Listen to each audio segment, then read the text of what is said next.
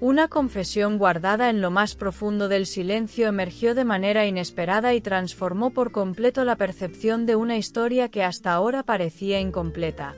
Una verdad delicada sobre la salud de Sanctorum que, según se ha sabido, fue compartida únicamente con una sola persona.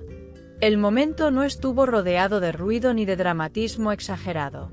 Sin embargo, la carga emocional fue evidente desde el primer instante. Las palabras, aunque pocas, tuvieron un peso difícil de ignorar. La atención se concentró en cada matiz del relato. Y el impacto se extendió mucho más allá de lo dicho. El nombre de Sanctorum quedó inevitablemente vinculado a esta revelación íntima, mientras Maasine Meravet aparecía como la única persona en quien confió este capítulo tan personal. No fue una decisión impulsiva ni improvisada. Se percibió como una elección profundamente meditada. La exclusividad de esa confidencia añadió una dimensión especial. La confianza depositada se convirtió en el eje de toda la historia. Y ese detalle fue el que más resonó entre quienes escucharon.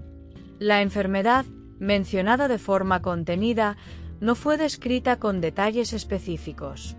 Esa ausencia de información concreta no restó importancia al momento. Al contrario, aportó una sensación de respeto hacia lo privado. El enfoque se mantuvo en el acto de compartir, no en el contenido clínico. Y esa elección marcó el tono general de la narración. La historia se construyó desde la emoción, no desde los datos. El hecho de haber confiado en una sola persona habla de un vínculo profundo. No es una decisión que se tome a la ligera. Implica una conexión basada en la seguridad emocional. También sugiere una necesidad de apoyo en un momento complejo. Esa elección define tanto a quien confiesa como a quien escucha. Y en este caso, ese lazo quedó implícitamente expuesto. El silencio previo a esta revelación fue tan significativo como la confesión misma. Durante un tiempo prolongado, no hubo señales públicas.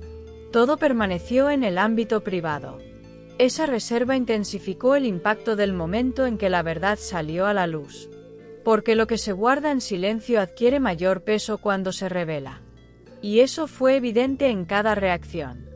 El tono del relato fue sereno, sin exageraciones ni dramatismo innecesario. No hubo intención de generar espectáculo. La fuerza residió en la autenticidad del momento. Y esa autenticidad fue la que conectó con la audiencia. La historia no necesitó adornos. Se sostuvo por sí misma. El papel de Maasine en esta narrativa fue discreto pero fundamental. No como protagonista visible, sino como figura de apoyo. Su presencia se percibió desde el silencio. Representó la confianza absoluta en un momento delicado. Y ese rol fue comprendido sin necesidad de explicaciones. Su lugar en la historia fue claro.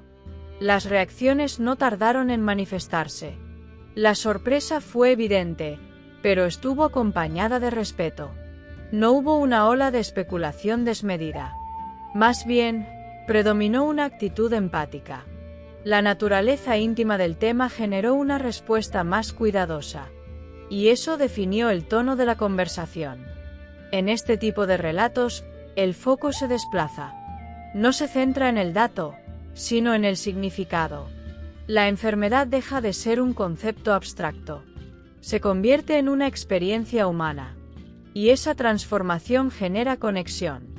El público percibe la vulnerabilidad. Y responde desde la comprensión. El hecho de que la verdad haya sido compartida con una sola persona añade profundidad. Refleja una elección consciente. También una forma de protegerse. La confidencialidad se convierte en una herramienta emocional. Y ese matiz fue uno de los más destacados en la historia. La narrativa giró en torno a ese detalle. El episodio también invita a una reflexión más amplia. Sobre la importancia de tener a alguien en quien confiar. Sobre el valor del silencio compartido. Y sobre la fuerza de los vínculos sinceros. Estos elementos trascendieron la historia individual. Y conectaron con una dimensión universal. La ausencia de detalles médicos no debilitó el relato. Al contrario, lo fortaleció desde lo emocional. La atención se centró en la experiencia vivida, en la decisión de compartir, y en el momento de hacerlo. Esos fueron los pilares de la historia, y resultaron suficientes para generar impacto. El paso del tiempo dará más claridad a este episodio, pero el momento ya ha quedado marcado, como una muestra de vulnerabilidad, como un acto de confianza, y como un punto de inflexión en la narrativa pública. La historia continúa, pero con un matiz distinto. La reacción colectiva demostró que hay temas que trascienden lo superficial, que conectan desde lo humano, y que generan empatía real. Este fue uno de esos casos, donde la atención se centró en la persona, y no en la figura pública. Eso cambió completamente el enfoque. Así, una verdad que permanecía en silencio encontró finalmente su espacio. No como un escándalo, sino como una confesión íntima. Cenk Torun compartió su historia de la forma más reservada posible, y Mahasine Meravet quedó como la única testigo de ese momento.